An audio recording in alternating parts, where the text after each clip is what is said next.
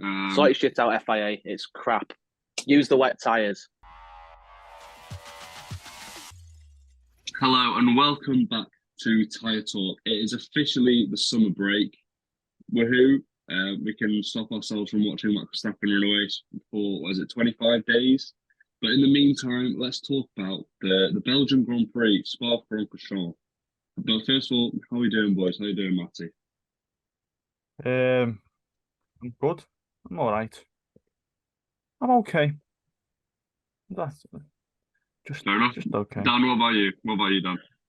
I'm very well. I'm happy to have you both with me this week for the first time in what seems like forever. Yeah, it's been a long time since we've all been together, which is weird because I've been away, then Matty's been away, then Dan's still not got a life or any friends, so he's been at home the whole time. So it's been good, but we're back. Did you say last time we were together was Monaco, mate? I think so. Yeah, a long time. We've been trying to keep it going, but we are back. Jumping straight into it. So I think the main thing to talk about is Max Verstappen once again. He won by, I mean, he could have won by about 4 laps on Paris, but he thought he'd take it easy and only won by 20 seconds. What are your thoughts, Dan? What are your thoughts? Just talk through it. Well, everyone, like, as soon as I watched qualifying, then he put 8 tenths on everyone. I think everyone knew straight away it was going to be a procession. It's a bit like Perez. This happened last year as well, where Max started behind him and then still gapped him by a lot. I don't think there's I think everyone just knew straight away, didn't they? Perez said he was managing basically as soon as Max went past him. There's no point fighting him. So, yeah, another procession for Max. He's really good round Spa. Everyone knows that. So, I think for me, the moment when I realised that it was, well, I mean, I realised it was all over as soon as the FIA said the race was going to go ahead. But realistically, the moment he was he was already 12 seconds ahead of Perez, and I remember he was talking to GP, and he was like, "Oh, can I push so that I can pit and then get a faster lap?" Like he could just if he wanted to just put 10 seconds on Perez that quickly. But he said we can do a bit of pit stop practice. Yeah. To be honest, yeah, Max Verstappen, yeah, I'm getting bored speaking about him. Yeah. Like so every week he's winning. I'm actually not getting you haven't been here, that's why, Joe.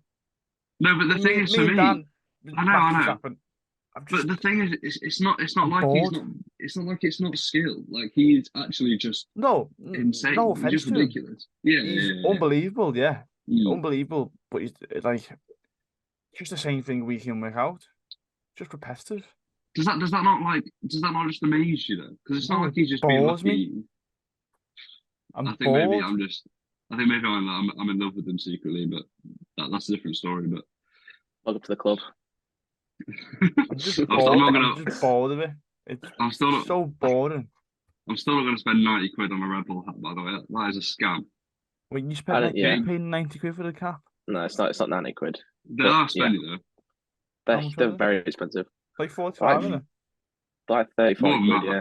34 quid. That's standard for the cap. Yeah. I thought they were way more because I said 30 to 40 quid, maybe a bit more. As the guy who collects caps, that is standard. Yeah, that's not that vast, but still, just everything to do with F1 is so expensive. I'm not impressed. No. Elsewhere, Ferrari.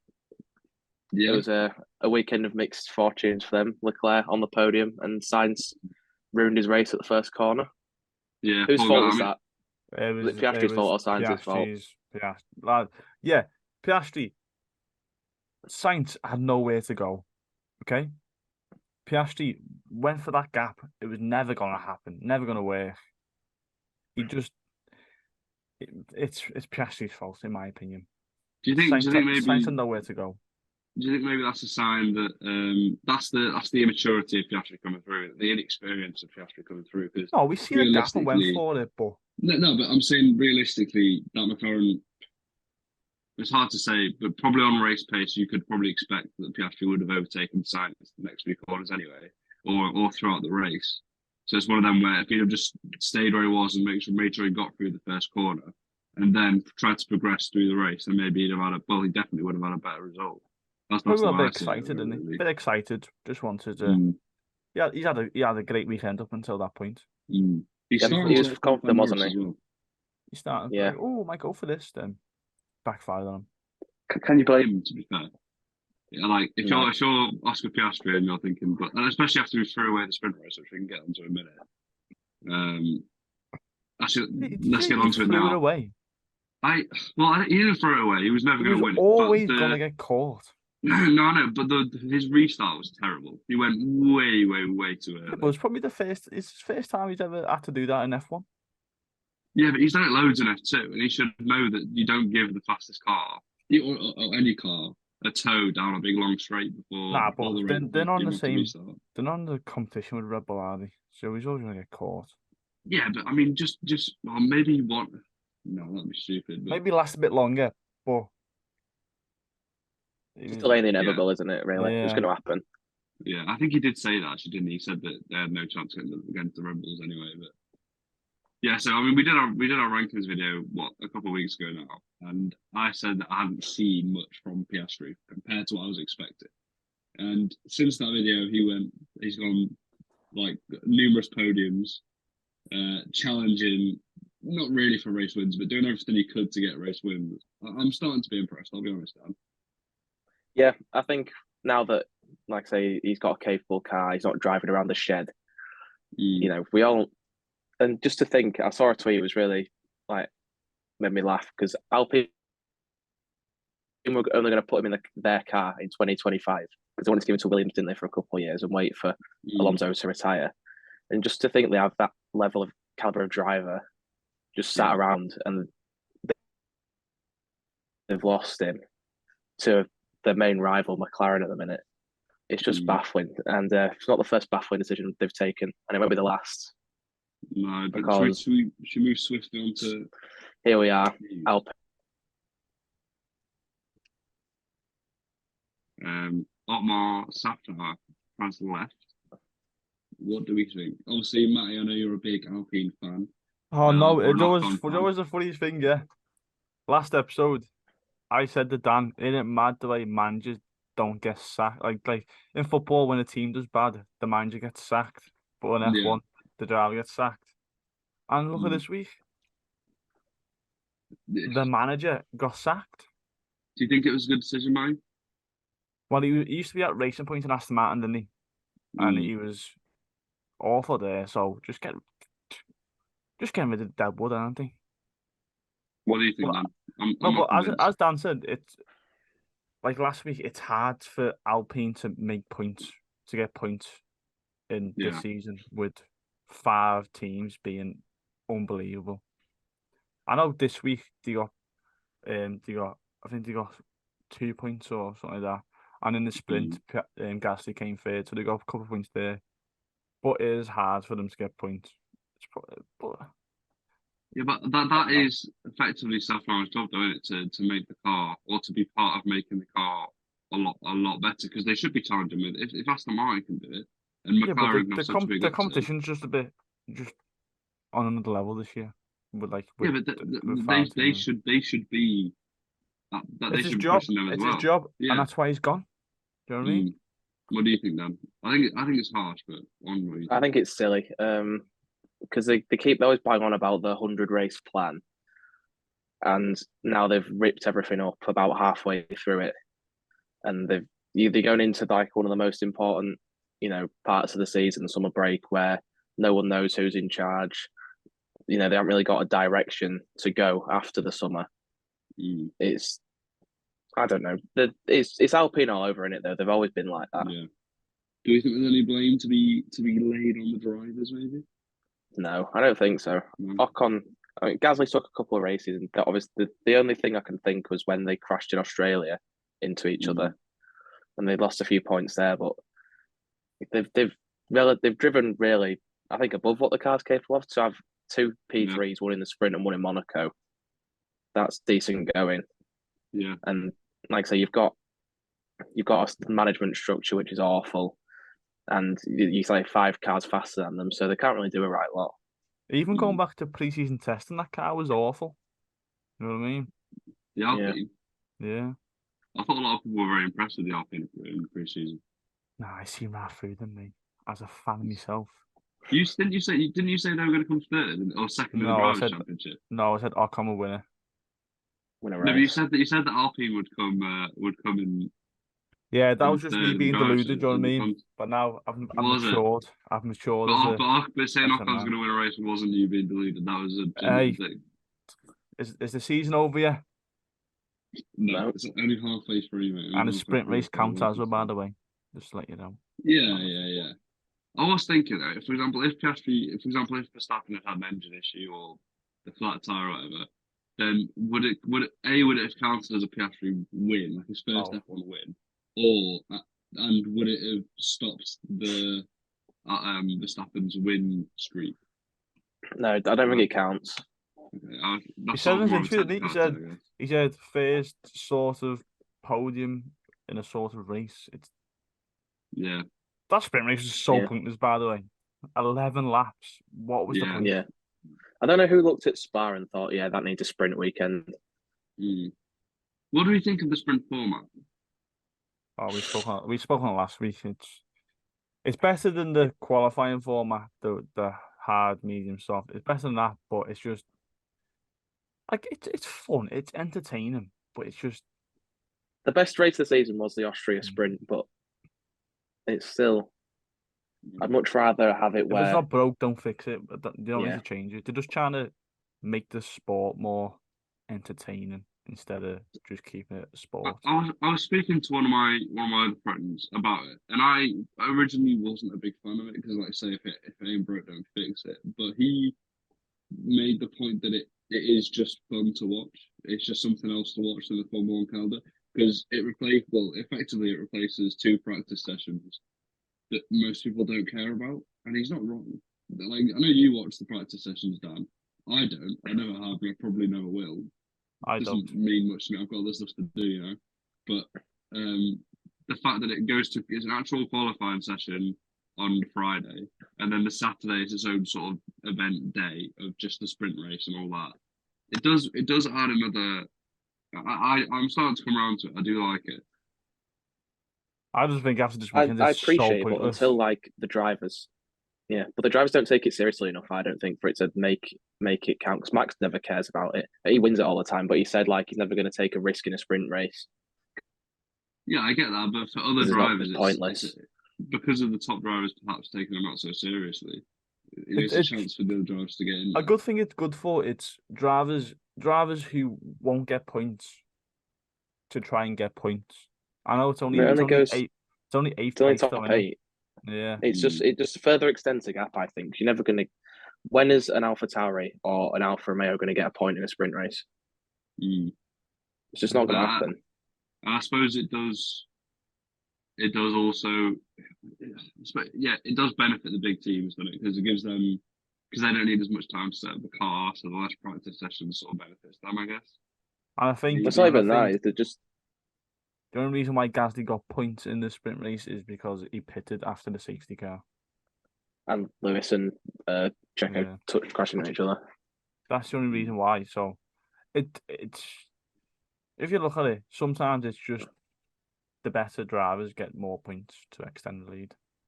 It's good fun, like when Hülkenberg went into P2 in Austria, but it doesn't really mean fun for the fans at the track. Yeah. I think because like Friday, Friday normally it's just shite in it. Like you if you're at track, you just go to explore. But now you got other shits going on, so it's better that way. But it's still a bit. Should we move on to the? I think there's some of the continuing news going on in F1. Obviously, Daniel Ricciardo has returned to the grid. How do we think it's going? Because anyway, how do you think it's going? Me and Dan also spoke on this last week, and it's nothing. He's not gonna do nothing. I'm on Team Tsunoda. I think I've made that. The car's awful. If he, Dan said last week, if he gets a point, that's his achievement. But he's not gonna do nothing. Everyone's overhyped him coming back, thinking that he's gonna turn that car into a replica. He's not gonna do nothing. He's gonna stay bottom 10 bottom 13 and do not on all season. Mm. And yeah, I mean that car is the worst car on the grid now. I do think it's just pushed. You say that though, Tsunoda to be better. Yeah, but look at what Yuki did this week. He was running in 6th in the race for a long time. I think if he had 2 more laps, he would have passed Stroll. No, I think he was brilliant. I think he was so good this week. He was my driver of the day. Yeah, definitely. Yeah. And where was Ricardo for the? I know that the car was a brick in a straight line, but like I say, so Yuki was driving it. Norris, but Yuki passed the Williams somehow. I don't know how he managed that. Yeah, the Williams part. I mean, I was going to move on. That was my other thing I sort of had attached to Tsunoda in my notes was Albon. I thought Albon was phenomenal this weekend. Yeah, if he didn't make that extra stop, he would have been there as well, wouldn't he? Yeah, I was really frustrated about that because they put him on softs for like 20 laps or something, which obviously he wasn't going to be able to do. But the car as the commentators were saying, it was an absolute rocket ship. It was flying down straights. Yeah, I think Lando struggled as well, didn't he, with that straight line speed? Yeah, he had to stay out and overcut everyone. Yeah, their setup was a bit. They fully set up for wet qualifying, so it was just terrible in the race. The poor guy. Although they said that as well. Didn't we have steering issues early on as well? Yeah, something like that. Yeah. I'll tell you what though, near the end of the race, Guan Yu Zhou was flying. He was with some nice moves. And your man Ocon on Tsunoda, what a move, by the way. That upset me, but it was a nice overtake. But other news, Red Bull smashed another trophy. They did. Did they? Yeah. When you get in the team picture and it was Checo's this time, wasn't it? And the board found the trophy and smashed it again. They fixed it though. They fixed this one. Have they fixed the Maxes from Hungary yet? No, they're going to get a new one, aren't they? Are they getting a new one? Is Norris paying for it? I don't know. I reckon they should go half. McLaren and Red Bull could both go half on each other. Yeah. But what I want to say, on Sunday I was busy for the first 17 laps of the race, So I was like, do you know what? I want to see who's winning. So I said, hey Siri, who's winning the F1? And it said, Max Verstappen is leading the race. Sergio Perez behind him. Then it went, Leclerc did not finish. Hamilton did not finish. And I was like, what? I was like, what? There's only two drivers in this race here. And the 2 Red Bull drivers. So I quickly looked at my phone and I was like, wow, why's this lie to me? So I think Siri is a Red Bull fan. That's my story. I was a bit shocked. I was like, fucking hell, something's happened here. But nothing happened. Firestorm, that's right. No, they're back. But nothing happened. So we're going into summer break now. And Max is on, if he wins in the next race, at his own race, he goes level with Seb, 9 in a row. Yeah. Are you gonna get your waist down? Here's the question. I hope so. But like I say, I hope he breaks the record, but then everyone else can win after that. But do you think now, is anyone else going to beat Max for the rest of the year? No. Yeah. Max going to win the rest of the races? Yeah. No. The thing is, I genuinely can't see how, like, I can't see any situation where Max doesn't win. Like, I literally can't see him. He's not been overtaken yet this season.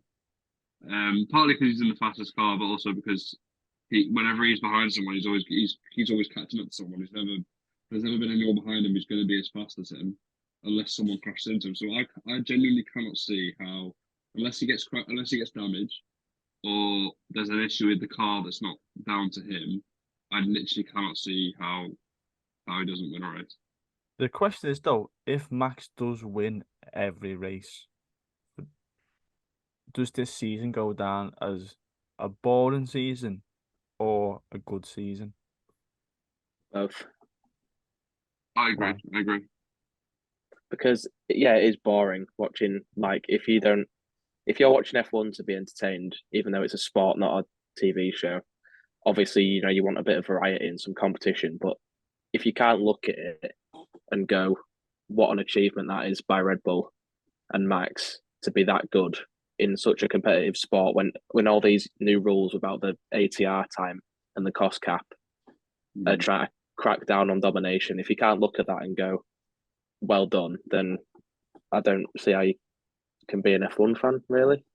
Yeah, I mean, my thoughts on it are that if you look at the season purely from if you go to the F1 website and you click on the standings and you look through the races and you just see that Max Verstappen's won every single one, then yeah, it looks boring. But if you watch the race for yourself, like this weekend might look boring because Max won it by 20 seconds, but it was such a good race. There was loads of overtaking. There was loads of different people challenging for loads of positions. There's lots going on. And if you think that's boring just because the same person's winning every week, then I don't know.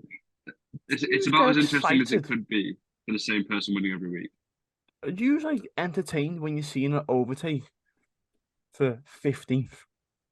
No, not for 15th, but like I was happy when Tsunoda got in the points. Like I was very happy about that. And like just like say if you can't look at the bigger picture and look at like even the battle behind Red Bull, like between McLaren, Mercedes, Aston, and Ferrari, the way that's changing every week is so interesting. Like Ferrari was so much quicker this week. If you can't look at that and like that's the entertaining part, I think who's going to be second. Yeah. No, I think that's the story you've got to look at. I think it's a good achievement as well. I think it's it's such a magnificent. Someone will win though. It's not going to happen. Someone is going to beat him. If he does win every race, is he slowly creeping up into the GOAT conversation? I think he's already. I think if you're doing the GOAT, he is. If he can break this Vettel record of 9 in a row, he then has the record for most wins in a row, most wins in a season, most podiums in a season, most points in a season. He's got to be in the debate. He's going to win his third world title, the same as Senna. I definitely think. Does he deserve to be in the GOAT conversation for breaking records? Because I'm going to go through a football thing now. Yeah, Haaland broke the record for the most goals. Is he slowly creeping up into the GOAT conversation? No, that's different. That's completely different.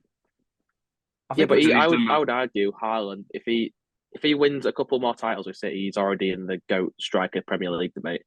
So yeah, but that's different though, isn't it? Because he hasn't done it. Whereas Max, and we have no idea whether he will. Whereas Max probably will win a lot, maybe not all of them, but a lot of the races left this season. And the thing for me, the reason why he's not in the debate just yet is because I reckon, in my opinion, is the 2021 title. I don't think it's that. I don't think it's that at all. No. For some fans, it is. Not for me. It's not. I think he deserves to win that. But he fully deserved to. I think if you watch that season, he fully deserved to win that season. He had a ton of points taken away from him. He shouldn't have won it in Abu Dhabi. That was very controversial. But he should have had it won before Abu Dhabi. Yeah, and there were some things that happened out of his control that stopped him from doing that. But that was a fantastic world title. He deserved that. But 2022 was a procession. There was no one really challenging him. I think obviously he deserved to win that title as well, but he wasn't really challenged to win it.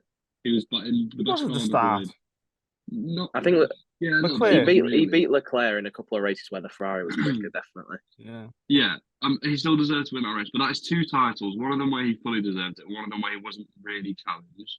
This one, he's not really being challenged either. So he's got 2 titles. I'm saying he's going to win this one, but he's got 2 titles where he's in the best car by a country mile with no competition, and only one with proper competition. I feel like even Hamilton had competition from Rosberg 2 years, Vettel for 2 years, and then starting to get other cars in the mix. I think it's very hard to compare them at the current time. I'm a Verstappen fan. I still think it's a bit possibly naive to put him in the conversation already.